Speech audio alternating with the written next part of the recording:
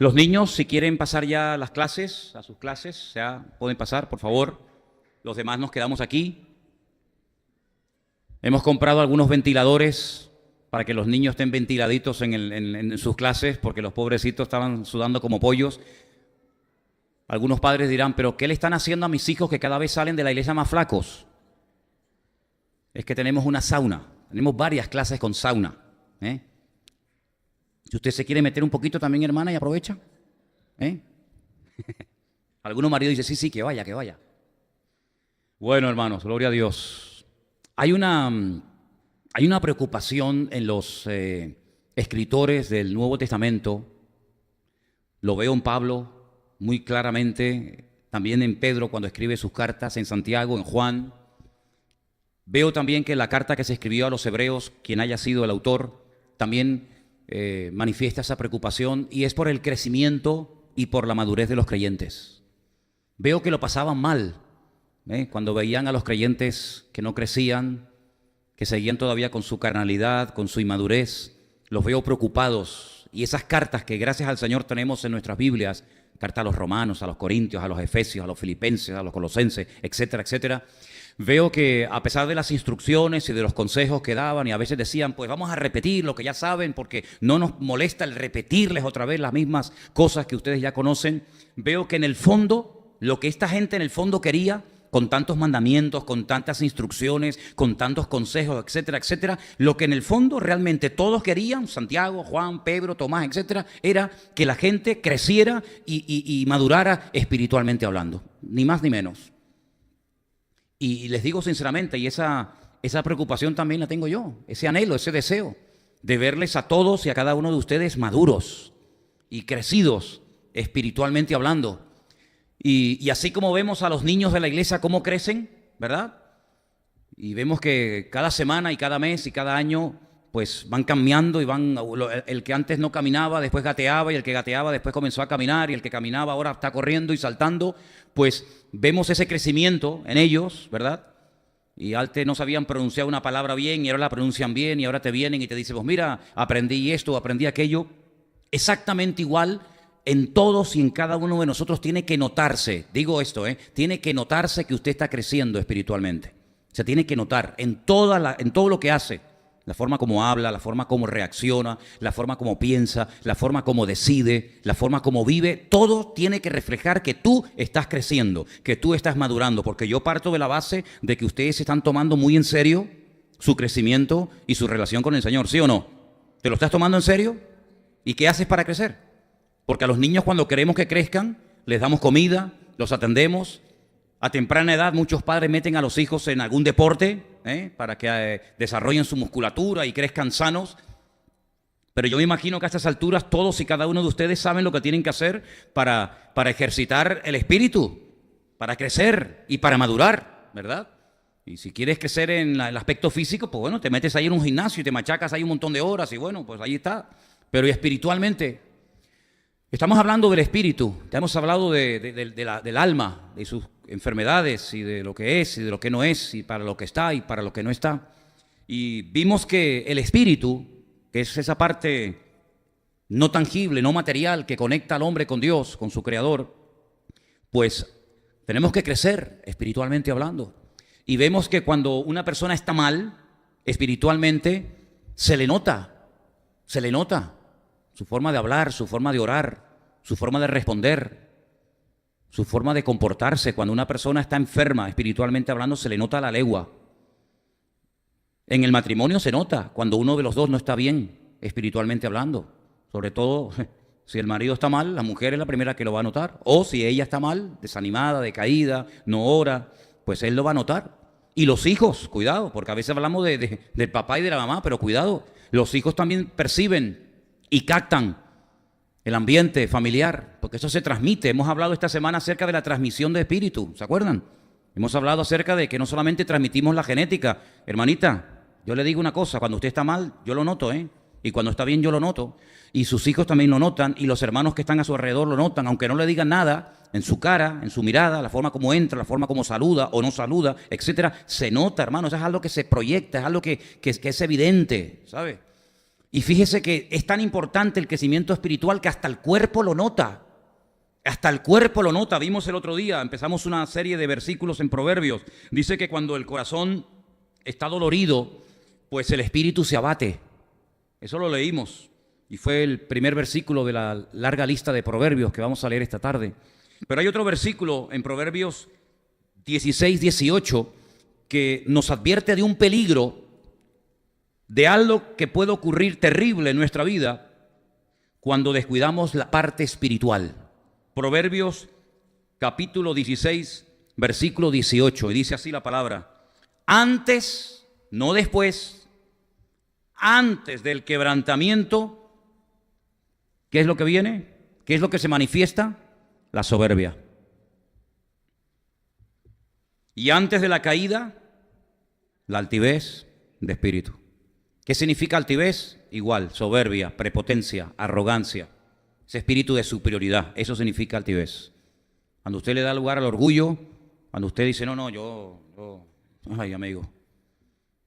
Cuando la persona cuando ora o cuando habla menciona mucho el pronombre personal en primera persona. ¿Cuál es el pronombre personal en primera persona singular? Fíjese, cuando una persona habla mucho de yo, malo. ¿Usted escuchó la lectura que se leyó esta tarde? Por cierto, Yeray la leyó muy bien. ¿Qué lectura fue? La lectura de dos hombres que van al templo a orar. Ese era el objetivo, subir al templo a orar. Pero dice la palabra que uno oraba consigo mismo, pero él creía que estaba orando con Dios. Pero realmente su oración no estaba llegando a la presencia de Dios. Dice que oraba consigo mismo. ¿Y qué fue lo que hizo? Bueno, yo doy diezmos de todo lo que gano. Mire, probablemente muchos de aquí nunca le hayan dado a Dios diezmos de todo lo que ganan. Hay muchos creyentes que no hacen eso. Sin embargo, este hombre podía decir, y de verdad no estaba mintiendo, él no era un mentiroso. Él decía, yo doy diezmos de todo lo que gano. Y yo ayuno 2 veces a la semana. ¿Quién ayuna 2 veces a la semana durante toda su vida? Era un hombre con un currículum tremendo, pero él estaba presentando todo eso que hacía como para levantarse delante de Dios y exigirle a Dios que a raíz de esos méritos que él creía tener, Dios tenía que ponerse a su servicio y a su disposición. Pero ¿sabe qué? Ese espíritu de religiosidad hasta el día de hoy existe entre los escribas y fariseos. Que si se está preguntando, ¿todavía existen en el siglo XXI escribas y fariseos en el mundo? Sí, ¿cómo no? Miles de escribas y fariseos existen hoy en día. La mayoría de ellos están en Israel. Y cuando usted lee sus libros, que dicen cosas muy interesantes, pues una de las cosas que también mencionan, en esa sinceridad que a veces pues, nos puede llevar a tomar caminos equivocados, es en la cantidad de méritos que el ser humano puede acumular para que a la hora de presentarse delante de Dios, esos méritos te sirvan como, digamos, ¿verdad? Como una llave maestra que te abre diferentes puertas. Ellos le dan una importancia tremenda al tema de los méritos. Incluso muchos de ellos, y sé lo que digo, porque he hablado con muchísimos de ellos, y he estado en sus casas, y he estado en sus yeshivas, y he estado en sus sinagogas. Muchos de ellos, cuando tienen un problema familiar o económico o cualquier otra índole, y reconocen que tal vez no tienen los suficientes méritos, pues lo que hacen es que se van a la tumba, como he dicho en otras ocasiones, a la tumba de un gran sadik, a la tumba de un gran justo, como puede ser Shemuel, el profeta Shemuel, o puede ser David, o puede ser cualquier otro, y entonces hacen oraciones, hay libros escritos y con oraciones específicas donde invocan a los méritos de ese personaje, y en base a los méritos de ese personaje que son superiores a los que en ese momento esa persona puede llegar a tener, pues dicen, bueno, por los méritos de tu siervo David y por los méritos de tu siervo Samuel y por los méritos de fulano de mengano, pues yo te pido que me hagas esto, me respondas a esta oración y me respondas a la otra. Y es que se cree mucho en el valor, en el peso específico que en un momento determinado y en las puertas que puedes abrirte a través de los méritos. Y esto es algo muy habitual, tal vez nos suena un poco extraño esto, porque siempre hemos enfatizado, ¿no?, en las iglesias evangélicas que no es por nuestros méritos, que es por los méritos de Cristo, ¿verdad? Pero en esa cultura es al revés. Y este hombre en su sinceridad, él iba al templo y decía, Señor, mira, tú sabes que yo no soy un mentiroso, yo diezmo, yo ayuno, yo oro, yo hago esto y además menospreciaba al pobre publicano diciéndole al Señor, y además, yo no soy como este. Y dice la Biblia que oraba consigo mismo. Y la Biblia no miente, la Biblia no es una exageración, no se pasa, no se queda corta. Dice que descendió a su casa y esa oración no salió del techo. Sin embargo, había otra persona que dice que ni siquiera se atrevía a levantar sus vistas, a levantar su mirada delante del Señor, porque él creía que estaba en bancarrota espiritualmente hablando. Y eso es lo que significa la primera bienaventuranza del famoso Sermón del Monte. Bienaventurados los pobres en espíritu. Bienaventurados los que reconocen su bancarrota espiritualmente hablando delante de Dios, que no le dan lugar a la soberbia, a la arrogancia, a la prepotencia. Es que yo oro, yo ayuno, yo sé muchos versículos de la Biblia, yo llevo mucho tiempo congregándome, yo he dado tantas ofrendas a la iglesia, yo sé cantar, yo sé tocar, yo, y al final nos estamos exaltando a nosotros mismos. Y la Biblia advierte que antes de que una persona caiga, antes de que una persona sea quebrantada y le venga el palo, viene toda esa actitud. Así que andemos con ojos, porque alguno puede estar pensando, bueno, pero eso a mí no me va a pasar nunca. Pues ándate con ojo, porque una vez un hombre dijo, yo nunca te negaré, y al final fue el primero que le negó. Y aunque estos te abandonen, yo siempre estaré contigo. Y aunque tenga que ir a la cruz y a la muerte contigo, tú cuenta conmigo. Y al final todos sabemos la historia. Y ya hablamos bastante de Pedro, ¿no? Por lo tanto, la advertencia está ahí.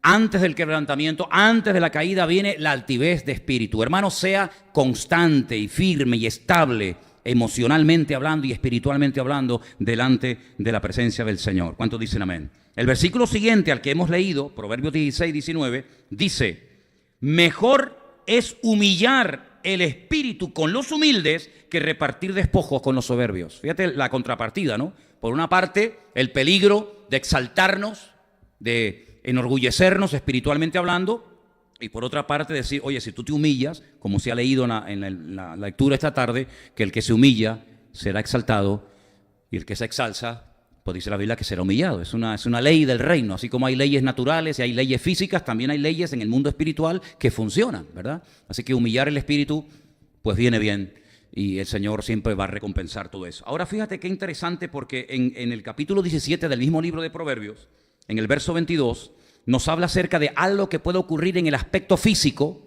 si descuidamos el aspecto espiritual, para que tú veas la repercusión positiva o negativa que puede tener hasta en el cuerpo, en la parte física del ser humano, el tema del espíritu. Proverbios 17, 22 dice, el corazón alegre constituye un buen remedio, mas el espíritu triste seca los huesos. ¿Qué te parece?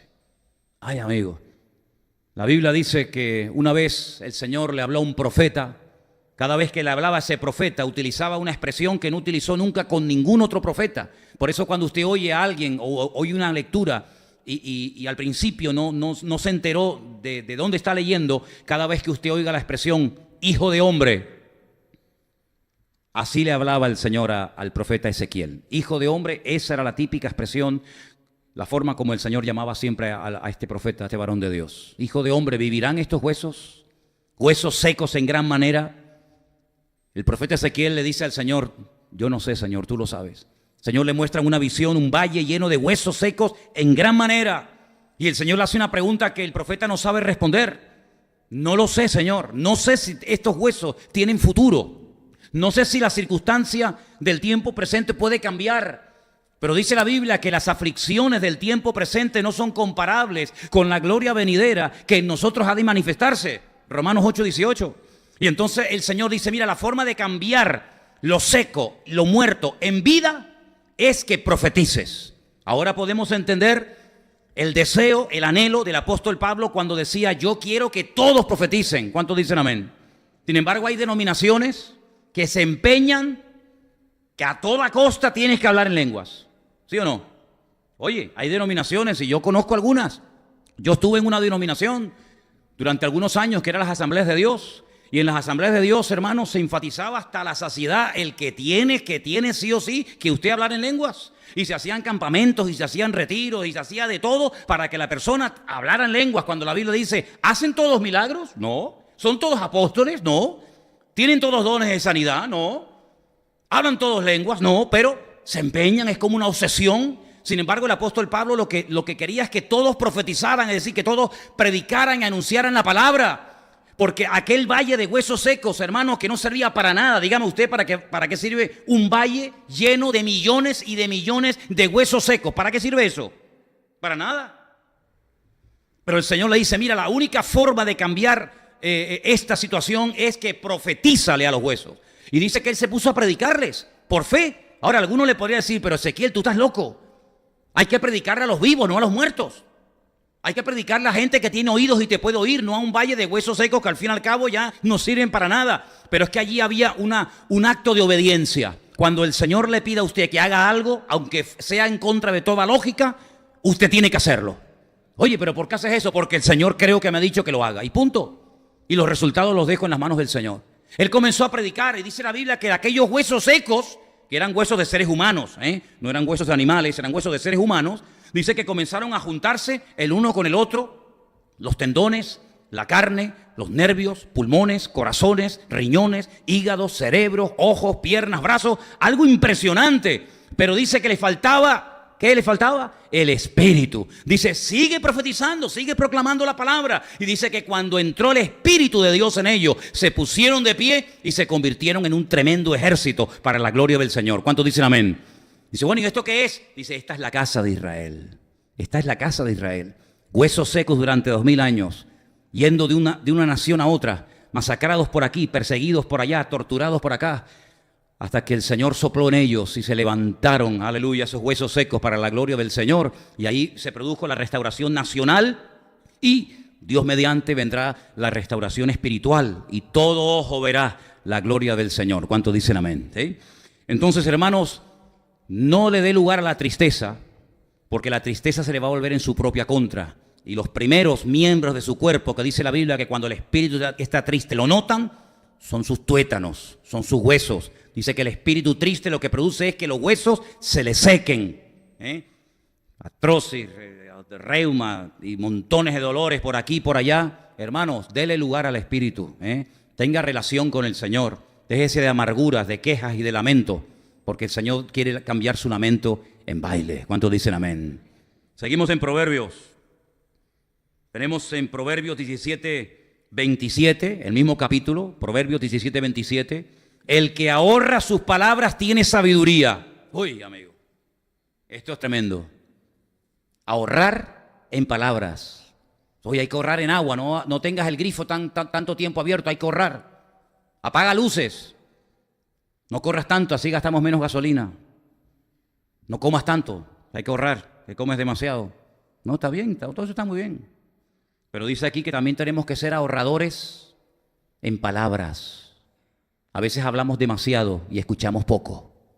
Y la Biblia dice, todo hombre sea tardo para hablar. Que te cueste hablar, pero que no te cueste oír. Qué bueno que el Señor puso, gracias a Dios, 2 oídos y una boca. Y mira la que liamos teniendo una boca. Si el Señor nos hubiera puesto 2 bocas y un oído, ay, bendito sea Dios. ¿Cómo viviría la humanidad? Con una boca lo que hacemos.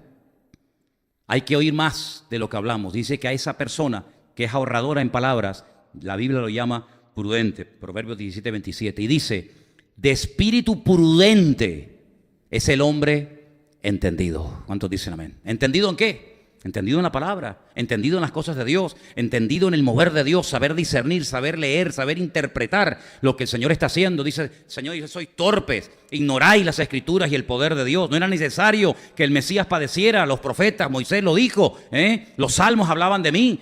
Entonces el Señor dice que al entendido de espíritu, el Señor lo considera una persona prudente. Aleluya. Y Él dio una parábola en el Nuevo Testamento acerca del insensato y acerca del prudente, que es el que edifica su casa sobre la roca. Y la roca es la palabra, la roca es Cristo mismo. ¿Cuántos dicen amén?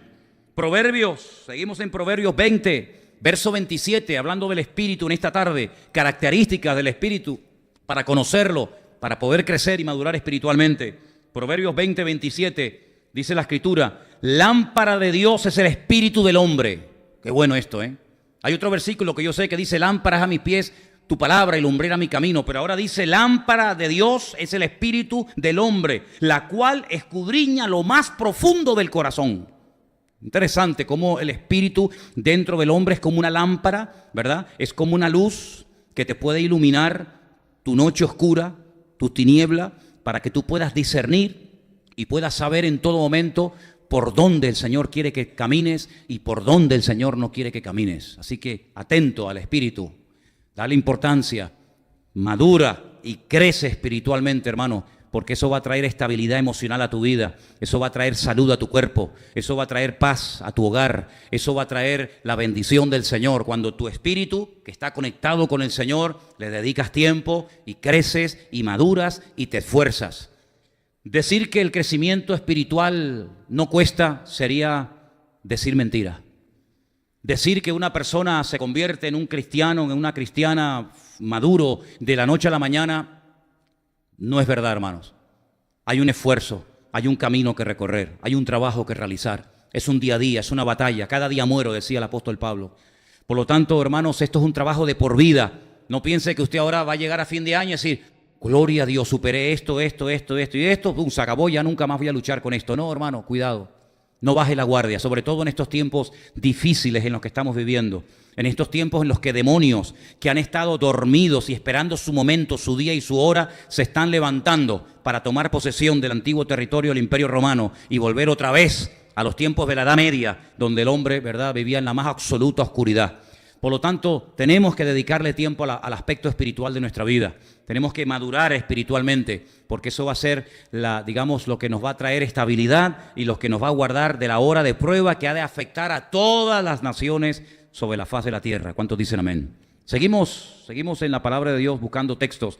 Nos vamos a Proverbios 25-28. Quiero decirles que toda esta lista de versículos yo la he fotocopiado para que cualquiera de ustedes que quiera tener toda la lista que yo estoy dando cada semana se la pueda llevar. Así que aquí está. Proverbios 25-28. Leemos otro texto que tiene que ver con el espíritu. Y dice así: como ciudad derribada y sin muro, es un peligro. Como ciudad derribada y sin muro, es el hombre cuyo espíritu no tiene rienda.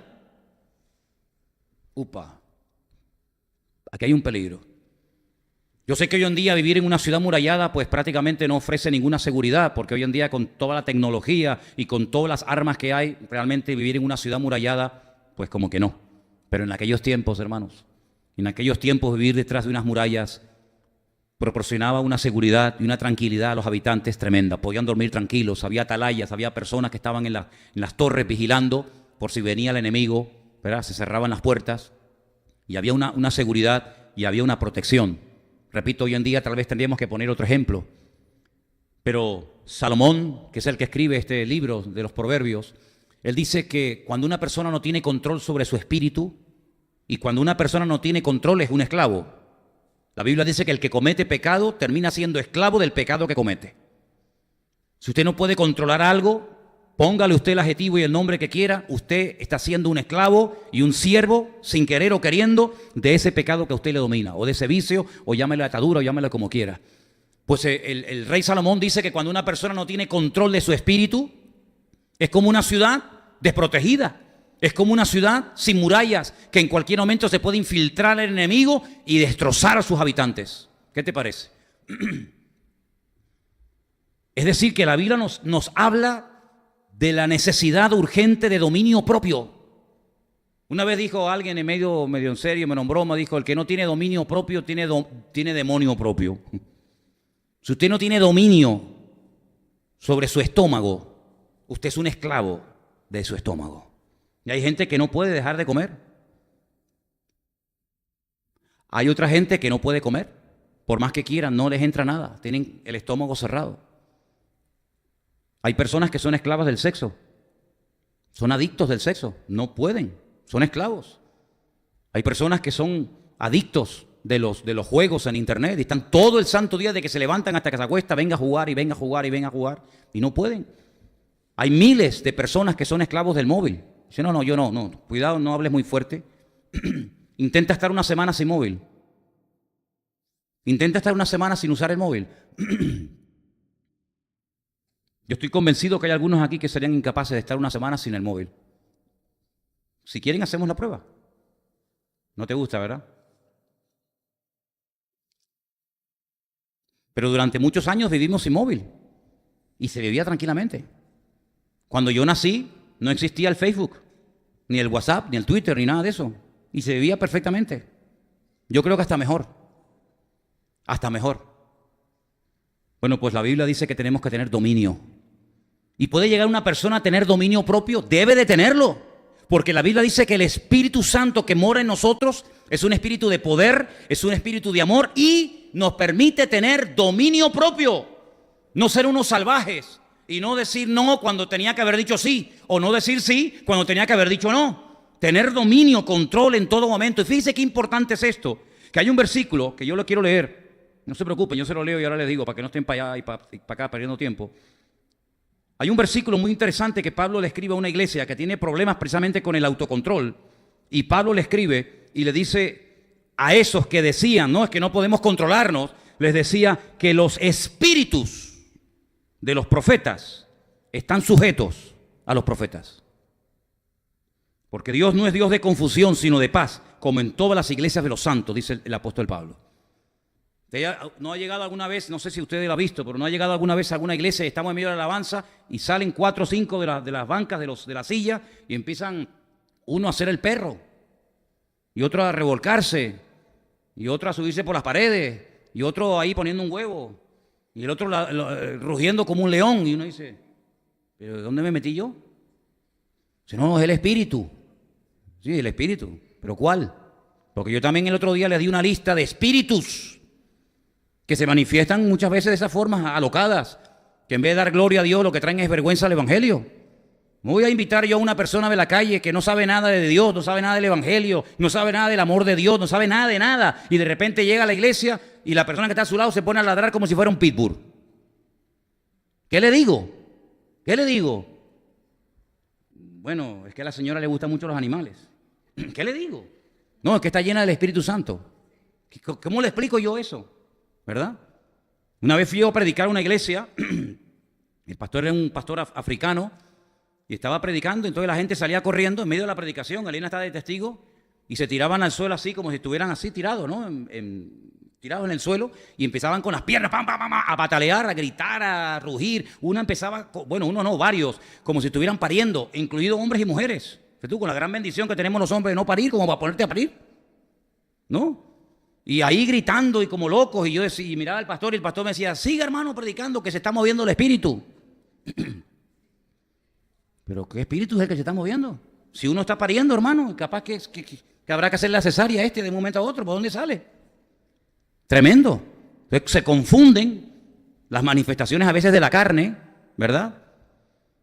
Cuando el apóstol Pablo dice, no, en nuestras iglesias enseñamos el orden. En todas las iglesias de los santos, dice Pablo, enseñamos que Dios es Dios de orden y no Dios de confusión. Y si alguien dice, no, es que no puedo controlarlo, pues mire, discúlpeme, los espíritus dice que están sujetos a los profetas. Y nosotros no estamos en contra del mover del Espíritu Santo, en absoluto, que se mueva cuando quiera. Pero una cosa es que se mueva el poder de Dios y otra cosa es que se mueva el poder de la carne. Y contra eso estamos totalmente en contra y cerrados en banda. ¿Cuántos dicen amén? Así que el espíritu tiene que estar sujeto, tiene que estar controlado. Romanos 12 dice que el Señor es nuestro culto racional. No es una locura, no es un disparate donde uno salta, uno brinca, el otro es el león, el otro es la cabra, el otro es el búfalo. No, es un culto que le da gloria y honra al Señor. Mire, en una iglesia nada puede distraer a la gente. Y todo lo que se hace en la iglesia es para glorificar y para levantar al Señor en alto. Y cuando algo o alguien distrae y roba la atención y la gloria del Señor, eso no puede ser jamás del Señor. Nunca. Voy a estar predicando y ahora y se va a levantar aquí ahora Patricia y se va a poner aquí ahora a poner un huevo, como si fuera una gallina clueca. Y yo tengo que parar la predicación, porque la hermana está poniendo un huevo. Que lo vaya a poner a su casa. Pero en la casa del Señor tiene que haber un respeto y tiene que haber un orden, porque el orden es de Dios. ¿Cuántos dicen amén? Ahí es donde Dios está. Vámonos al libro de Eclesiastés, ¿sí? El libro del predicador, Coelet, como se llama en su nombre original. En el capítulo 1, quiero leer unos versículos muy interesantes de este tema del espíritu. Eclesiastés capítulo 1, del versículo 12 en adelante, dice así la palabra del Señor. Yo, el predicador, fui rey sobre Israel en Jerusalén. Es Salomón el que está hablando. Di mi corazón a inquirir y a buscar con sabiduría todo lo que se hace debajo del cielo. Este penoso trabajo Dios se lo dio a los hijos de los hombres para que se ocupen en él. Miré todas las cosas que se hacen debajo del sol, y aquí todo ello es vanidad y aflicción de espíritu. Lo torcido no se puede enderezar, lo incompleto no puede completarse. Hablé yo en mi corazón diciendo, he aquí que yo me he engrandecido y he crecido en sabiduría sobre todos los que fueron antes de mí en Jerusalén, y mi corazón ha percibido mucha sabiduría y ciencia, y dediqué mi corazón a conocer la sabiduría y también a entender las locuras y los desvaríos. Conocí que aún esto era aflicción de espíritu, porque en la mucha sabiduría hay mucha molestia, y quien añade ciencia añade dolor. Mire, hermano, todo en la vida tiene un límite. Nadie puede tener todo el conocimiento. Nadie puede tener toda la espiritualidad o todo el amor o toda la fe, sino que tenemos que crecer equilibradamente. Y cuando algo a usted le está robando la paz, cuando algo que usted está dedicándole demasiado tiempo a una cosa, pero descuidando otra área importante de su vida, tiene que pararse. Mire, yo he conocido mujeres, no en esta iglesia, para que no empiecen ya a pensar de quién estará hablando, no es en esta iglesia, es en otra, una muy lejos. Yo he conocido mujeres que cuando se convertían al Señor, lo primero que querían hacer es convertir a su marido en el apóstol Pablo, un poco del profeta Elías, un poco del profeta Daniel, un poco de Juan, un poco de Jeremías y un poquito también de Isaías, y si sobra algo también de Abraham, de Isaac y Jacob, los patriarcas. ¿Cómo? A base de bibliazo, a base de exhortación, a base de palos y de palos, ¿verdad? Y la obra quien la hace no es usted, hermanita. No es usted, querido hermano. La obra quien la hace es el Señor. Y la hace cuando la persona se deja tratar por el Señor. Porque hay gente, nos guste o no, pero hay que decirlo, que no quieren cambiar. Y hay gente que se ha apalancado y se ha acomodado y no quieren, no les interesa más. No quieren leer nada en la Biblia y por eso les va como les va. Y no quieren comprometerse y no quieren entregar, pues no pierda tiempo. Y la Biblia dice que hay cosas que pueden traer aflicción al espíritu. Salomón dice que tanta sabiduría le trajo aflicción. El querer saber y saberlo todo, dice al final estaba agobiado, estaba afligido mi espíritu. Hermano, hay que orar, claro, ¿cómo no? Pero no esté todo el santo día orando y se olvida de comer. Usted sabe que yo conocí a un señor en Tenerife hace años que no era de esta iglesia, tampoco era de aquí, tampoco, es que yo conozco mucha gente, ¿sabe? Que terminó en el psiquiátrico porque se metió a ayunar y se le fue la cabeza y se volvió loco por un tiempo. ¿Es que acaso no se puede ayunar? ¿Y quién dijo que no? Pero Dios no ha creado al hombre para que viva sin comer. Algún momento habrá que comer, ¿sí o no? O el Señor, los 3 años de ministerio no comió nunca. Si le dice que le llamaron comilón, ¿sí o no? ¿Cómo, Señor? Comilón, bebedor. Dice, bueno, vino Juan el Bautista que ni comía ni bebía y lo mataron. Entonces, yo voy a comer y beber, al fin y al cabo también me van a matar, ¿verdad? Hay que ayunar, sí, hay que orar, sí, pero atienda a su marido. Atienda a su marido. Su marido no es un espíritu, su marido tiene carne y tiene hueso. Y su esposa hay que atenderla, y sus hijos hay que atenderla, y hay que ir a trabajar. Hace años vino un hermano alemán a una iglesia, no a esta iglesia, a otra iglesia que yo pastoreé. Era un hermano alemán que quería montar en Tenerife invernaderos. Y él lo que quería era contratar jóvenes que estaban en paro en las iglesias para darles trabajo. Y él vino a la iglesia que yo en aquellos tiempos pastoreaba. Y se llevó a 4 o 5, no, creo que más jóvenes de la iglesia que estaban en paro. Claro, los alemanes son muy rectos, son gente seria, gente formal, ¿verdad? Y este hombre vino un día a hablar conmigo y me dijo, hermano, pero esta gente no quiere trabajar. Claro, yo cuando se fueron estos jóvenes con él, yo dije para mí, digo, Señor, dale sabiduría al hermano. Dale sabiduría. Y le digo, pero hermano, ¿y usted no habla con ellos? Sí, pero ¿sabe lo que pasa? Que voy y me encuentro a 2 o 3 reunidos orando en el invernadero a la hora de trabajar. Y voy a otro y dice, no, hermano, estoy leyendo la palabra. Y entonces resulta de que se pegan el día orando y leyendo la Biblia, pero no trabajan. Y claro, el alemán les pagaba para que trabajaran, no para que se pusieran a leer la Biblia a orar. Entonces, a los vagos, dice la Biblia que hay que matarlos de hambre. ¿Lo dice la Biblia, sí o no? Claro que lo dice, porque la Biblia dice que al que no trabaja, que no coma, si no come se muere. Bueno, pues hay que matarlo de hambre. Es decir, hay un tiempo en la vida para todo, para trabajar, para leer la Biblia, pero mijo, si es el tiempo de trabajar, no me saques la Biblia ahora, que ahora hay que trabajar, ahora hay que cargar el camión, ahora hay que descargar las cajas, ahora hay que trabajar, no te me pongas justamente ahora, levántese usted a las 3 de la mañana a orar, que es cuando no tiene trabajo, pero no justamente cuando delante del mundo, que tenemos que ser testimonio y tenemos que ser más serios que los serios del mundo, pues resulta que te entran las ganas de orar. Oye, ¿por qué no te entran las ganas de orar a otra hora? Justamente te entran las ganas de orar ahora que vino el contenedor y hay que descargar 50.000 kilos de caja. Justamente ahora. Qué casualidad tú.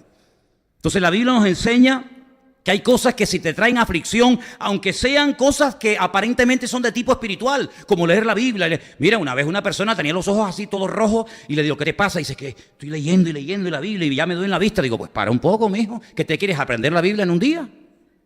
Deja un poquito para mañana. Sale un poco, coge un poco de aire, cómprate un colirio, échate en los ojitos, date una vuelta, coge un poco de aire, un poquito de fresco y después sigues leyendo. Además, tú que no ves tres montados en un burro, cómprate una Biblia con una letra más grande. Te compras la letra más pequeña. ¿Para qué? Para presumir de que ves y no ves nada. Y además, cuando vuelvas a leer, ponga la derecha que la lleva leyendo torcida, por eso te doy la vista. Entonces, hermanos, somos cristianos, pero no somos gente rara, no somos gente extraña. Este hombre llegó a un momento que se afligía porque quería saberlo todo, los pájaros, las hormigas, las estaciones, el frío, esto, aquello, y dice, y era una aflicción continua, y Dios no te ha llamado para que usted viva en una aflicción permanente. Yo veo a líderes de algunas iglesias, no de esta, yo veo a líderes de otras iglesias que están agobiadísimos, créame hermano, cuando yo viajo por ahí y hacen cultos unidos y vienen de otras iglesias a los cultos, pues llegan obreros, líderes de otras congregaciones y están agobiados, están estresados, no tienen tiempo para salir a dar un paseo con la mujer, no tienen tiempo para disfrutar de la, sino ahora el culto de no sé qué, y ahora la célula de no sé cuánto, y ahora le digo, pero mijo, pero tú ¿cuándo tienes tiempo para disfrutar de la vida? ¿Tú cuándo tienes tiempo para dar un paseo y sentarte en lo alto de una montaña y decir, gloria a Dios por esta naturaleza? ¿O eso no es de Dios? Ahora la que voy a contar sí era de esta iglesia. Ahora sí. Me llega una señora que se reunía aquí hace años, que ya no está entre nosotros. Ya no está.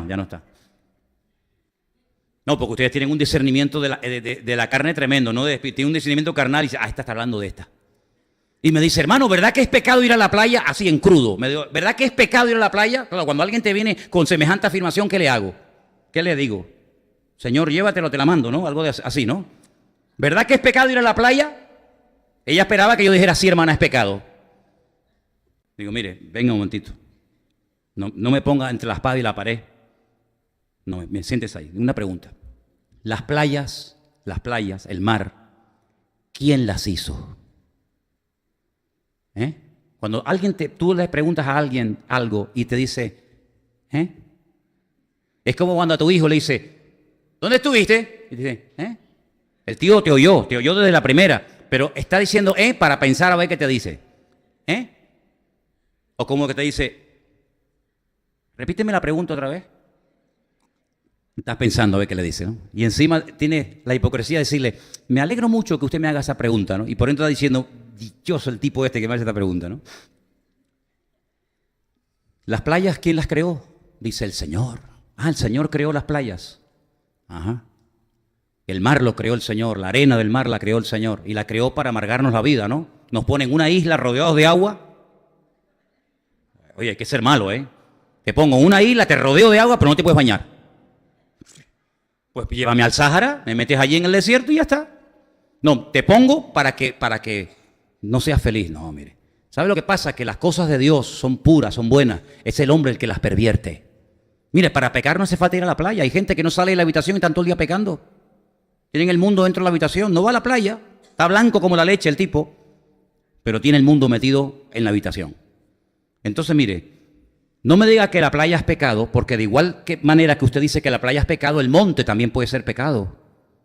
O un río puede ser pecado, y todo puede ser pecado. Y dice que al puro todas las cosas le son puras, pero al inmundo todas las cosas le resultan inmundas. Todo me es lícito, pero no todo conviene. ¿Sí? Todo eso que ya sabemos, ¿verdad? Por lo tanto, lo que tenemos que tener discernimiento espiritual. Pero el discernimiento espiritual, hermanos, no se compra. El discernimiento espiritual viene por tener comunión con el Señor. Y dice que el que crece, el que madura en el Señor, lea la carta de Hebreos, dice que por el uso, es decir, por la práctica, aunque no tenga el don, pero que por la práctica, por la experiencia y por la comunión con el Señor, logra llegar a discernir entre el bien y entre el mal. Porque hay lugares donde no hay agua, donde no es playa, pero tú no tienes por qué estar. Así que no es en sí el elemento del agua o de la montaña o del pajarito o de lo que sea, sino es que hay momentos en los que el Señor te dice, ahí tú no tienes que estar, o ahí sí tú tienes que estar, ¿te das cuenta? O el Señor Jesús nunca iba a la playa, porque yo veo a Cristo muchas veces en la playa, en el mar de Galilea. Y yo veo a los discípulos en el mar de Galilea, ¿y eso qué es, hermano? Que es un mar de arena, de mármol, de piedra, de cristal. Por lo tanto, queridos hermanos, pidámosle al Señor el discernimiento espiritual, la madurez en el Señor lo suficiente para saber discernir si usted puede estar en ese lugar o no puede estar. Porque también le digo que hay lugares donde yo tal vez puedo estar y usted no. Sí, créame, hay lugares donde yo puedo estar que a lo mejor usted no puede estar, o viceversa. ¿Se da cuenta? Porque todos conocemos y todos sabemos a lo que Dios nos llama y a lo que Dios no nos llama. Que a usted le resulta problemático el estar en un lugar por lo que sea, no esté. Pero no cuestione a la persona que está allí, porque a lo mejor el Señor le ha dicho a esa persona que esté en ese lugar. Porque usted puede ver en la Biblia que hay momentos en los que Dios le dice a la gente, vengan a Egipto, vengan para acá. Y hay otros momentos que dice, salgan de Egipto, ¿en qué quedamos? ¿Vamos o nos quedamos? Es que hay momentos en los que Dios le dice a Jacob, vete a Egipto, no tengas miedo, no tengas miedo. Pero hay otros momentos en los que le dice a Moisés, sácame a mi pueblo y llévamelo a la tierra prometida. Por lo tanto, usted no tiene que imitar, usted no tiene que ser un clon de lo que otros hacen o dicen. Usted tiene que buscar directamente de la presencia del Señor lo que Dios, el diseño de Dios para su vida. Y eso se llama crecimiento espiritual y madurez y relación con Dios. ¿Cuántos dicen amén? Seguimos. Hay gente que tiene, según Eclesiastés 7, versículos 8 y 9, el espíritu en una condición que la vamos a leer ahora. Eclesiastés 7, 8. Dice la palabra así. Mejor es el fin del negocio que su principio. Qué versículo más bueno, hermano. Ese es buenísimo, ¿eh? Mejor es el fin del negocio que el principio. Y algunos dirán, no, es al revés, ¿no? Mejor es el principio del negocio que el final, seguro. ¿Cómo se nota que a lo mejor no has tenido un negocio? Cuando tienes un negocio y dices, gloria a Dios que me quité esto de encima, ¿verdad? Mejor es el sufrido de espíritu que el de altivo espíritu. ¿El sufrimiento forma parte de la vida cristiana? Sí, claro que sí, hermano. Sufre penalidades como buen soldado de Jesucristo, le decía Pablo a Timoteo. Esto es para la gente madura en el Señor. Sufrir por Cristo, claro. Pablo llegó a anhelar a morir de la misma forma como Cristo murió. Lo vimos en el campamento, ¿os acordáis? Parecerme a Él en sus aflicciones, decía el apóstol Pablo. Increíble, ¿verdad? A veces buscamos la forma de no sufrir. Sin embargo, la palabra nos dice que Él nos escogió y a veces donde más se nos revela es en el horno de aflicción. Lo leíamos esta mañana. En el horno de aflicción es donde el Señor se manifestó a aquellos jóvenes en Babilonia.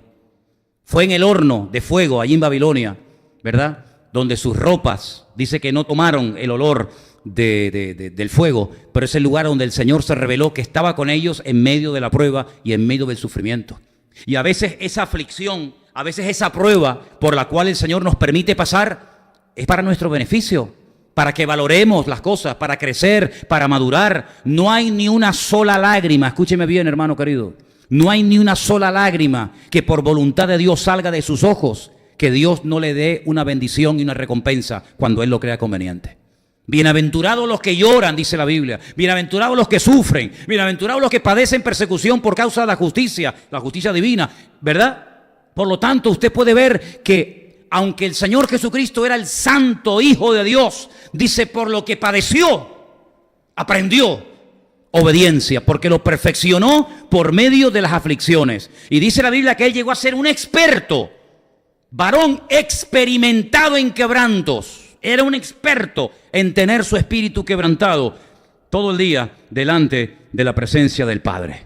Ahora, el espíritu, el destino final del espíritu del ser humano que tenemos todos dentro, también lo dice en Eclesiastés capítulo 12, versículo 7. Y es un versículo muy interesante. Y dice que el polvo, la materia, el cuerpo, vuelve a la tierra. Y eso está más claro que el agua. Usted entierra un cadáver, entierra una persona hoy y va dentro de una semana y allí está. Y va dentro de un tiempo y el polvo vuelve al polvo, dice la palabra. Dice, como era. Dice, y el espíritu vuelve a Dios, que al fin y al cabo fue el que lo dio.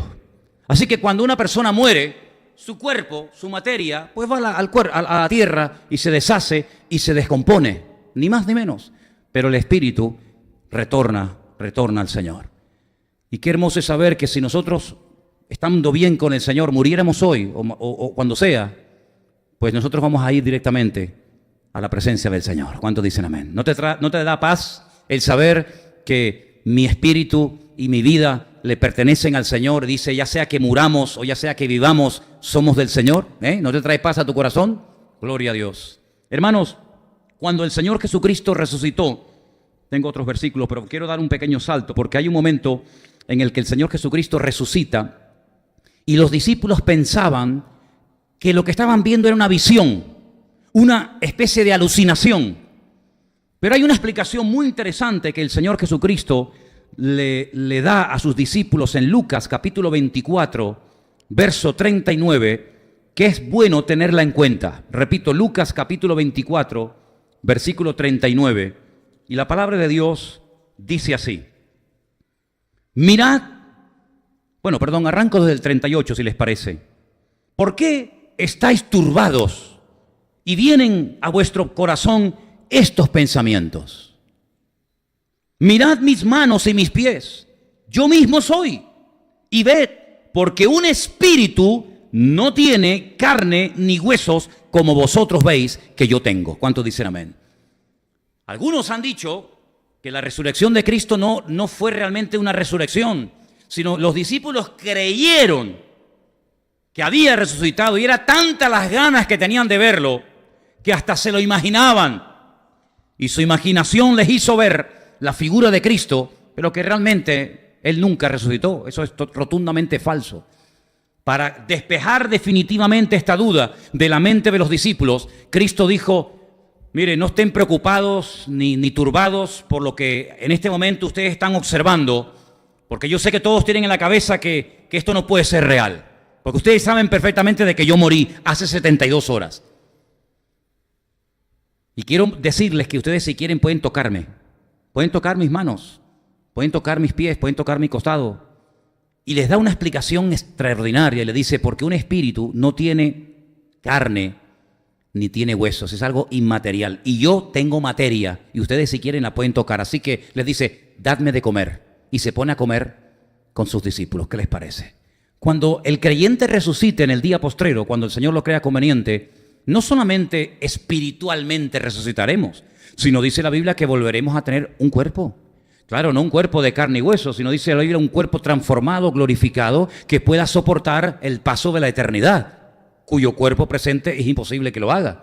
Por lo tanto, cuando estemos en la presencia del Señor, nos vamos a poder tocar y decir, hola hermano, y algo transparente, ¿no? Así como, no. Y vamos a poder abrazarnos y saludarnos y vamos a reconocernos. ¿Cuántos dicen amén? Vamos a reconocernos, ¿cómo no? Y vamos a comer. Señor Jesucristo dijo, no volveremos a comer este pan y este vino hasta que nos reunamos en el reino de mi Padre. Allí los ángeles sean en ese momento y en ese día los que nos pongan el pan y el vino delante para recordar, ¿verdad? Así que la Biblia habla de que nuestro espíritu se volverá a reunir con un cuerpo transformado, un cuerpo glorificado para poder estar por la eternidad con el Señor.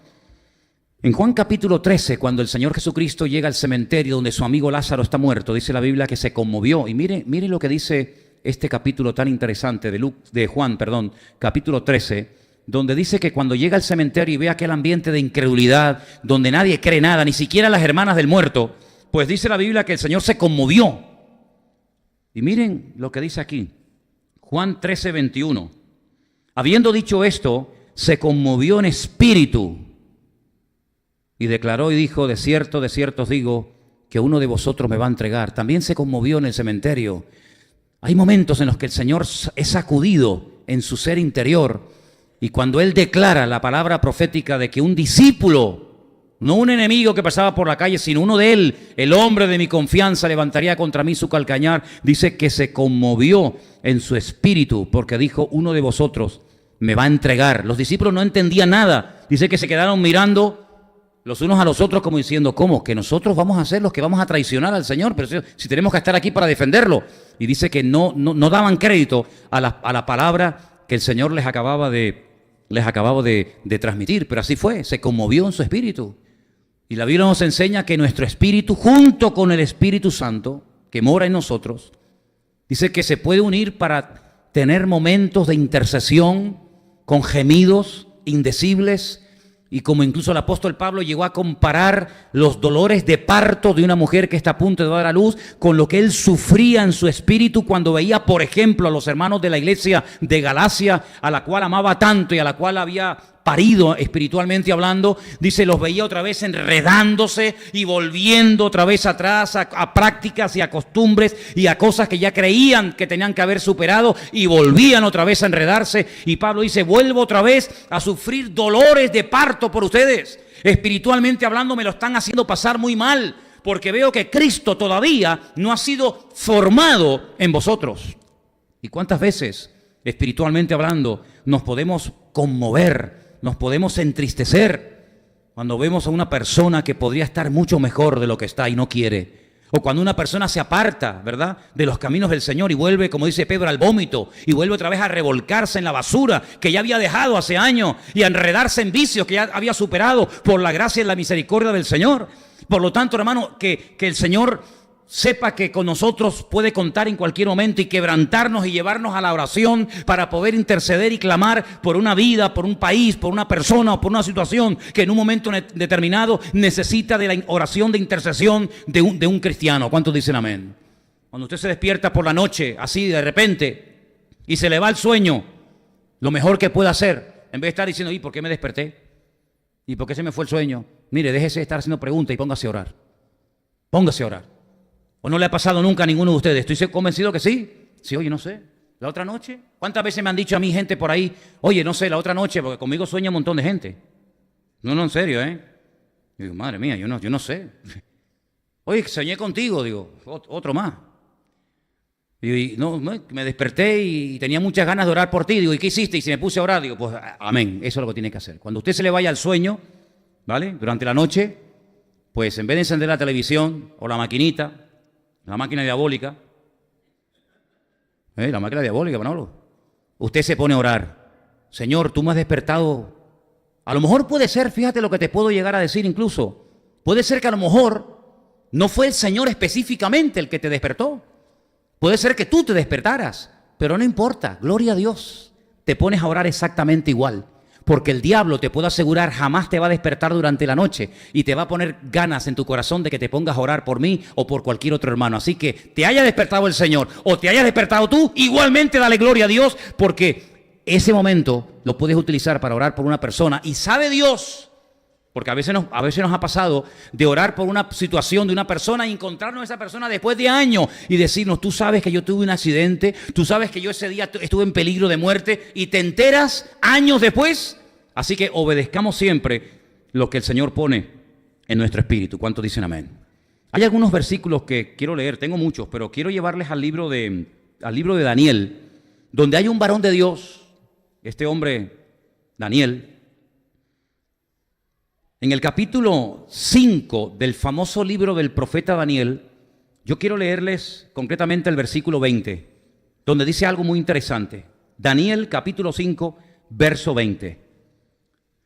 Mas cuando su corazón se ensoberbeció y su espíritu se endureció en su orgullo, fue depuesto del trono de su reino y despojado de su gloria. ¿De quién está hablando aquí? De Belsasar. Algunos creen que era el nieto de Nabucodonosor, no el hijo, el nieto.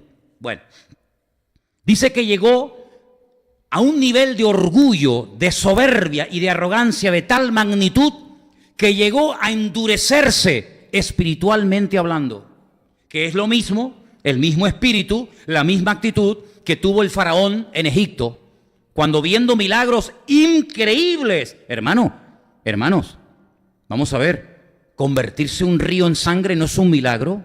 Yo no digo que todo el río se convirtió en sangre, el río Nilo es el más largo del mundo.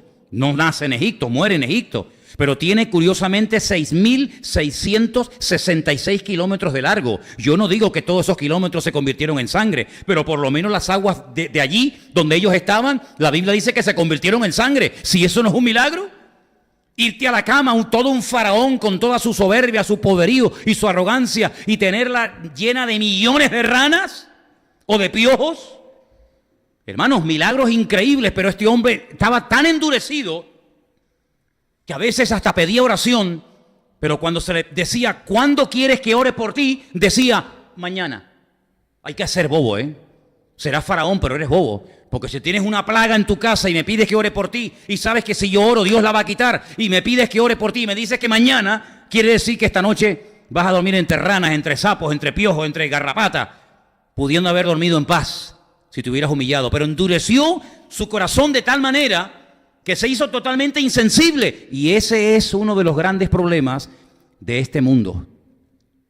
Si yo miro atrás, hace unos años atrás, cuando nos dedicábamos a tiempo completo al evangelismo, que estuvimos años, no de pastores, sino como evangelistas, incluso en estas tierras a la gente se le podía hablar del evangelio, y la gente iba a las campañas y se entregaban y se convertían, y Dios se manifestaba y hacía milagros y hacía cosas tremendas.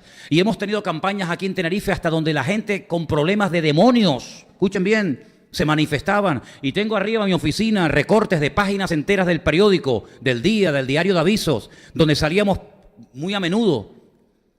Pero ¿qué es lo que ha pasado de un tiempo a esta parte? La gente te escucha, pasan por la puerta de la iglesia, pero están como insensibles. Una indiferencia total y absoluta. Y es que el mundo espiritual ha cambiado. Sí, ha cambiado el tema de la tecnología y ha cambiado incluso hasta el clima por el efecto invernadero y todas estas historias. Pero el mundo espiritual ha cambiado. La gente está como insensible y te llegan a decir, bueno, pues si usted va a esa iglesia y está contenta, vaya. Ya como que no te hacen la guerra, no se oponen, no pelean, no discuten. Ni siquiera preguntan, sino te dicen, bueno, si tú quieres ir, vale, pero yo no veo la necesidad. Y no ven esa necesidad porque están endurecidos los corazones, las conciencias, de tanto bombardeo, de tanta mala noticia, de tanto mal ejemplo, de tanto mal testimonio. La gente está como totalmente indiferente. Y dice la Biblia que un peligro que puede correr el ser humano es que endurezca su espíritu. Pero escúchenme, es que voy más allá. Es que no solamente observo eso a nivel de inconversos, sino a nivel de creyentes. Yo noto eso. Yo noto que da igual de lo que prediques, da igual la enseñanza que des, si es profunda o simple, si estás media hora o 3/4 de hora. Yo noto que hay creyentes que están como ahí, como cuando vas al hospital y a alguien se le para el corazón y está el pitidito, pi, así plano. Y he observado a gente que a veces estamos en alabanza, gente adorando y alabando a Dios y están como palos, como huesos secos, así. Y sube una persona y da un testimonio de que ha sido sanado de cáncer, hermano. Que ya el cáncer podía haberse curado hace muchos años, ¿sabían eso, no?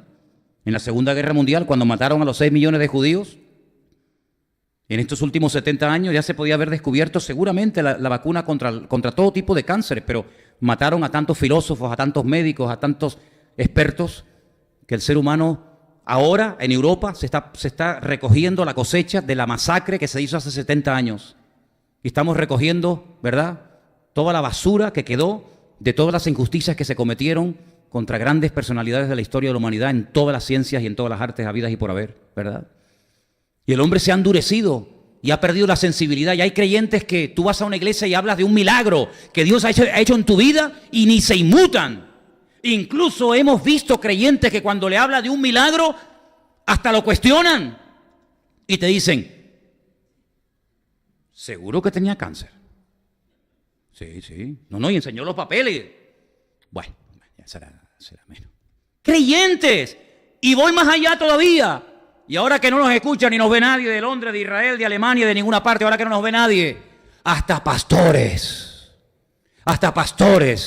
han llegado a decir de los púlpitos que ya los milagros no existen, que desde que se movieron los apóstoles y llegó la escritura completa a nuestras manos, que ya no hace falta milagros, ni liberación de demonios, ni nada por el estilo. ¿Y cómo es posible que los cristianos, que durante siglos y siglos fueron el punto de referencia de todas las naciones de la tierra, que la gente les temía cuando llegaban los cristianos porque sabían los demonios, que llegaban los ungidos. Eso significa la palabra cristiano. ¿Qué significa cristiano? Ungidos, untados ¿por quién? Por el Espíritu Santo de Dios, Espíritu Santo y fuego.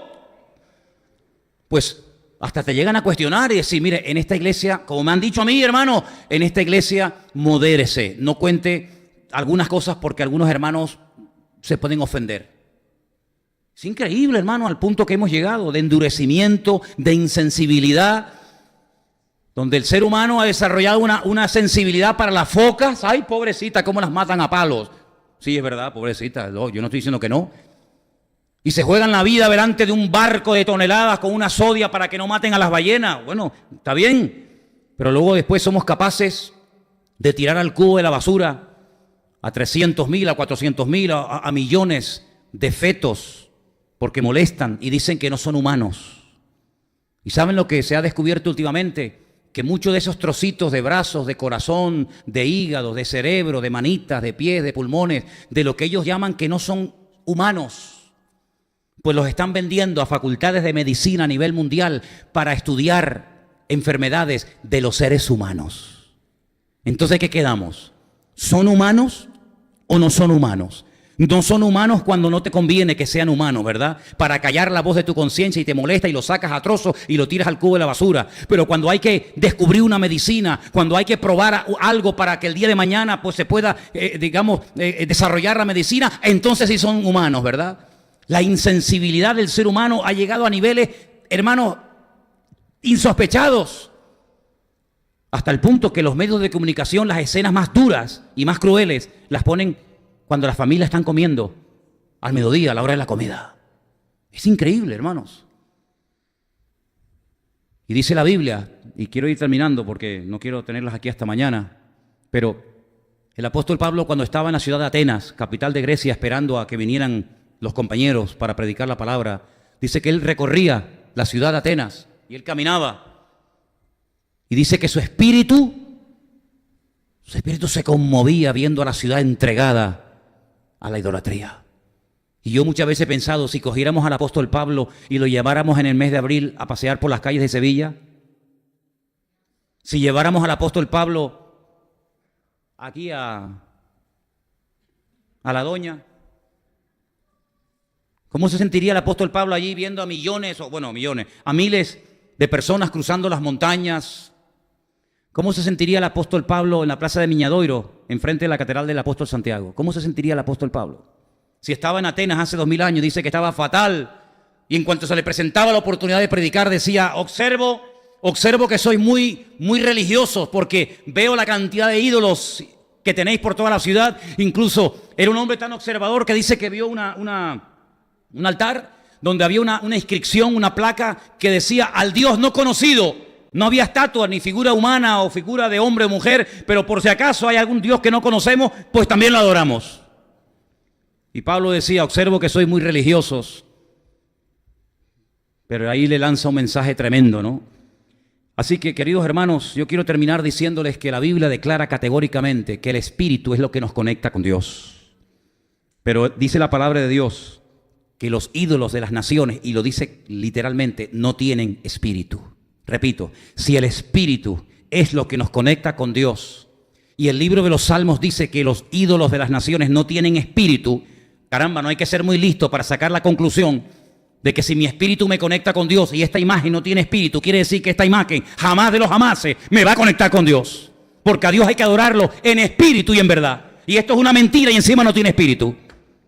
Es fácil de entender, ¿sí o no? No tiene espíritu, sino que es algo que el hombre ha hecho y jamás de los jamás se me va a conectar con el Creador, porque no tiene espíritu, no tiene vida, no tiene nada, no puede hacerme bien, ni puede hacerme daño. No hay que tenerle miedo, aunque yo de niño le tenía miedo a algunas. Pues claro, me llevaban en Venezuela a las 4 de la mañana a procesiones y claro, veía una señora que pasaba, toda llena de puñales el pecho y rum, rum, rum, y los tambores y el otro que venía muerto y el otro con la espalda hecha polvo y el otro atado. Dios mío, aquello me daba pánico hasta que entendí que los ídolos de las naciones no tienen espíritu, no tienen vida.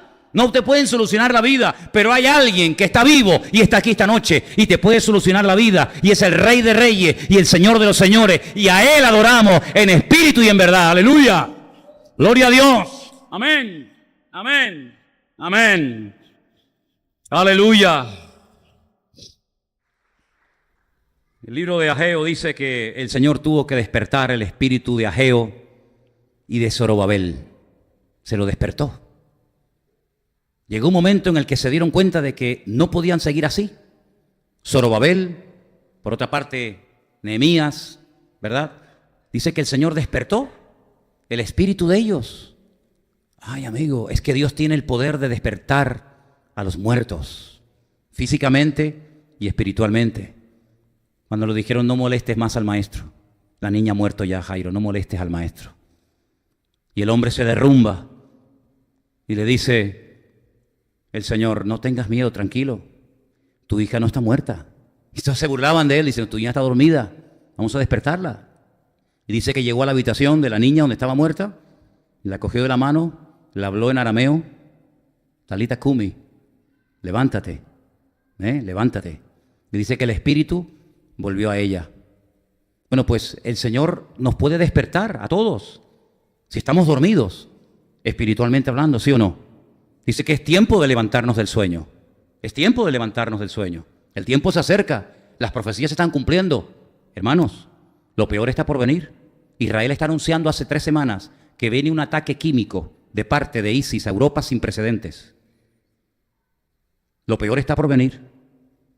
Estamos simplemente viendo la punta del iceberg. Esta gente tiene armas químicas que las han sacado de Siria, que las han sacado de muchos lugares donde han sido derrotados, pero se las están llevando y las van a traer a Europa. Y van a venir cosas tremendas para despertar al ser humano. Ya que no se quiere despertar por lo bueno, dice que el Señor enviaría primeramente pescadores. ¿Quiénes son los pescadores? Los predicadores, los cristianos. Dejad las redes que yo os convertiré en pescadores de almas. Dice, pero si a mis pescadores, a los que yo envío para despertar a la gente de su letargo espiritual, de esa siesta en la que están la gente sumergida, atontados, perdidos, que no se enteran de lo que está pasando. Dice, si no hacen caso a los pescadores, dice la profecía, yo enviaré a los cazadores. Los cazadores no tienen piedad. Y los cazadores ya han venido. Así que, queridos hermanos, es el momento de decir, oye, vamos a ver, vamos a cerrar los ojos y decir, no, nosotros no tenemos miedo. ¿Qué eslogan tan ridículo, hermano? 500,000 de personas hace unos días gritando por las calles de Barcelona, no tenemos miedo.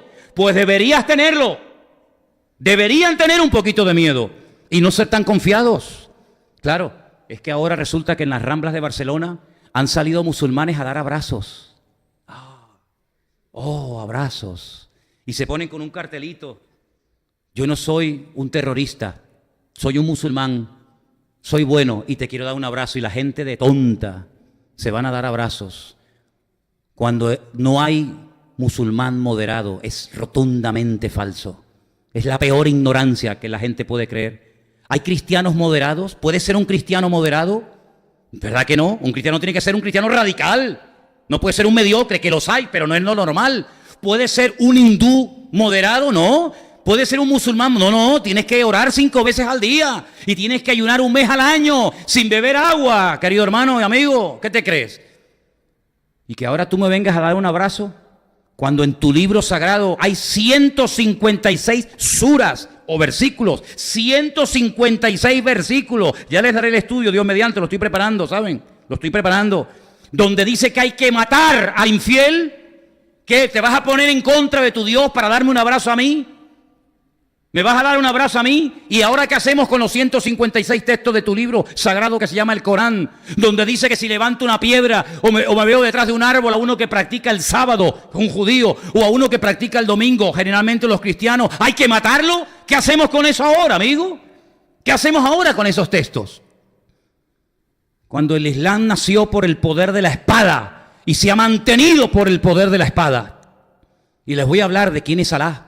Porque en la ignorancia tan grande, incluidos cristianos, dicen, no, pero si ellos adoran el mismo Dios que nosotros. Es el Dios de los judíos, es igual que el Dios de los cristianos y es igual que el Dios de los musulmanes. Ignorantes que son y que no quieren aprender, que no quieren abrir sus ojos. ¿Cómo va a ser el Dios del musulmán igual que el mío? Cuando la Biblia dice que el Señor Jesucristo es el Hijo de Dios y ellos no aceptan bajo ningún concepto que Dios tenga un hijo. ¿Cómo voy a creer? ¿Quién era Alá? ¿De dónde viene el nombre Alá? Hay tantas cosas que la gente ignora. Espíritus que se han soltado en los últimos tiempos, que están invadiendo y que quieren destruir, matar, que quieren sembrar pánico y terror en las gentes. Y no hay que ser ingenuos, hay que despertar a una realidad, que los últimos tiempos serán tiempos difíciles y que necesitamos discernimiento espiritual más que nunca, y que en la cultura donde estos espíritus se mueven de una forma impresionante, porque esto que va a pasar va a traer más desgracia que el comunismo en su época. Estos espíritus tienen una característica muy interesante, y es que el que está bajo la influencia de esta filosofía o de este espíritu, llámalo como quieras, tienen algo que a veces a nosotros los cristianos nos falta, y es esa dulzura, esa labia, esa palabra envolvente que te dice, no, mira, no, tú no entiendes, nosotros somos así porque ustedes no nos entienden, porque no nos ayudan para integrarnos, porque nosotros somos gente buena. Islam significa sumisión, ¿sí? ¿A quién? ¿Y por qué? ¿Por qué yo me tengo que someter a ti? ¿Por qué? Y ¿me entiendes? Entonces, todo esto nos va a ayudar, todos estos estudios del espíritu nos van a ayudar a abrir los ojos y a darnos cuenta de que si te pudieran cortar el cuello a ti, hermanito y hermanita, lo harían ahora mismo. Y lo van a intentar, porque lo que pasó en Barcelona no es ni la comparación de lo que podía haber llegado a ser, donde 200 bombonas de gas cargadas en diferentes furgonetas con clavos, tornillos, tuercas y explosivos querían entrar a una hora en una zona superpoblada de Barcelona donde paseaban miles y miles de personas y podían haber más muertos que en el día del 11M en Madrid, pero que por la misericordia de Dios explotó antes y en otro lugar donde tenían previsto. Pero no contento con eso, dijeron, bueno, nos falló el plan B, el plan A, pasemos al plan B. Y el plan B ya lo vimos en televisión casi en tiempo real. Así que, hermanos, Dios ha querido que naciéramos y viviéramos en este momento de la historia de la humanidad. Las características que nosotros vamos a ver en el siglo XXI no son las características de la Edad Media, pero nuestro Dios es el mismo y nos quiere dar la capacidad espiritual, no solamente intelectual, sino la capacidad espiritual de saber por dónde van los tiros. Por favor, despierten. Dedíquenle tiempo a su comunión y a su relación con el Señor. Lean la palabra, oren, busquen de Dios, busquen buena literatura. Hay muchísimo material que yo les puedo recomendar para que ustedes no sean ignorantes y sepan lo que está pasando y lo que va a pasar, porque la Biblia todo esto lo profetiza. Que llegará un momento en el que esta gente con este espíritu estarían contra todos y todos contra ellos. Pere Adán, salvajes, como dice la palabra de Dios. Y solamente te recuerdo algo. Nuestra relación con Dios nació directamente del corazón de Dios. Él vino a este mundo, se encarnó, se humanó y habitó entre nosotros y vimos su gloria. Gloria como el unigénito del Padre. Y a través de Cristo podemos conectarnos otra vez con la fuente, con el Dios eterno. Pero ¿y cómo nació esta religión? ¿Cómo nació este movimiento 600 y pico años después de Cristo? Ellos dicen que Jesús era palestino. Claro. Y los discípulos eran palestinos. Es mentira. Es mentira. El Islam nació 600 años después de Cristo. Fue la primera vez que los musulmanes pisaron tierra de Israel. 500 años atrás y miles de años atrás, el Islam no existía. ¿Cómo nació esto? Bueno, dice la Biblia, hace 2000 años un hombre escribió un libro y dijo, hermanos queridos, si alguno os predica un evangelio diferente al que nosotros le hemos predicado, sea anatema. Y no contento con esto, añade, dice, si aún un ángel del cielo desciende y os predica un evangelio diferente, no lo oigáis. ¿Y cómo nació el Islam? Bueno, dicen que el ángel Gabriel descendió del cielo y le reveló a Mahoma el Corán y él lo escribió. ¡Falso! Pero si era analfabeto, que no sabía leer ni escribir. Y él mismo contradijo el Corán, porque el Corán te prohíbe tener más de 4 esposas y él tuvo 10. Incluida una niña de 9 años. Y eso en mi tierra se llama pederasta. Entonces, ¿de qué estamos hablando? ¿Y cómo que María, la madre de Cristo, Miriam, era la hermana de Moisés y Aarón, aunque tuvieran el mismo nombre? ¿Qué estamos hablando?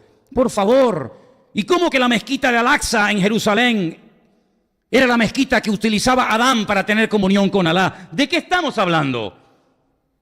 Hermanos queridos, Dios nos ha dado su bendita palabra. Y el único verdadero Dios es el Dios de Abraham, de Isaac y de Jacob. Y el único camino, el único verdad y la única vida se llama Jesucristo. Y Él es el único que puede aclarar nuestra ignorancia. Y es el único que nos puede conectar a la fuente. Y fuera de eso, todo es falso y todo es mentira.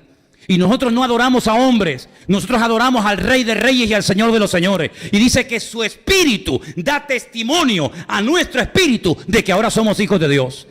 Y a mí el Espíritu Santo me lleva dando casi 40 años testimonio a mi corazón de que he conocido y que estoy en el verdadero. Y el verdadero se llama Jesucristo. Un fuerte aplauso para el verdadero, que es el Señor Jesús. Yeshua HaMashiach. Aleluya. Amén. Gloria a tu nombre. Gracias, mi Dios. Aleluya. Bendito sea nuestro Señor. Nos ponemos de pie, queridos hermanos. Damos gracias al Señor por su palabra. Dios mediante seguiremos, no hemos terminado, hay mucho material todavía, tengo muchas cosas que compartir.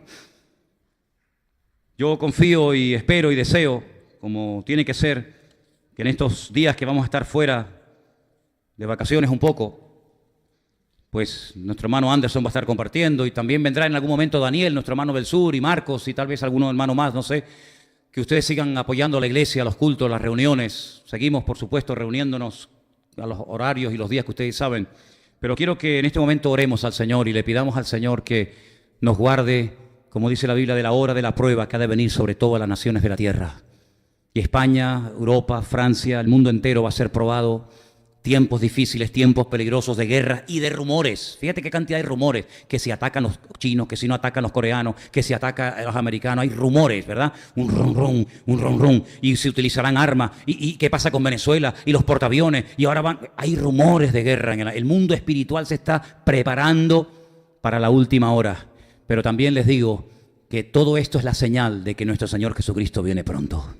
No te olvides nunca de eso. Cierra tus ojos y dale gracias al Señor. Aleluya. Ahí donde estás, dile: Señor, ayúdame a no estar dormido. Despiértame, Señor. Despiértame, Señor. Que no me enrede en las cosas de este mundo, olvidando que todo esto es el sonido que anticipa tu venida, Señor. Creemos firmemente en la venida del Maestro. Creemos firmemente que el Señor Jesús viene muy pronto. Y queremos estar preparados. Y queremos que Él nos transforme y nos guíe. Y que Él pastoree nuestra vida. Recibe toda la gloria en esta noche, mi Dios. Ayúdanos a crecer, a madurar. Abre nuestros ojos, quita nuestra ignorancia. Y ayúdanos, Señor. Y oramos por nuestros hermanos sobre toda la faz de la tierra. Y oramos por Israel y por Jerusalén. Si me olvidare de ti, Jerusalén, pierda mi diestra su destreza y mi lengua se pega a mi paladar. Oramos desde aquí, Señor, por tu santa ciudad, por el monte de Sión. Oro por mis hermanos, Señor, sobre todo el mundo. Que el Espíritu de Dios se derrame sobre tu iglesia como nunca antes, Señor. Trae renuevo espiritual, trae fortaleza de ánimo. Despierta a los espíritus adormecidos. Ayúdanos, Señor, a oír tu voz. Oh, bendito sea el nombre del Señor. Recibe la gloria en el nombre de Jesús. Oh, nuestro Dios, te alabamos.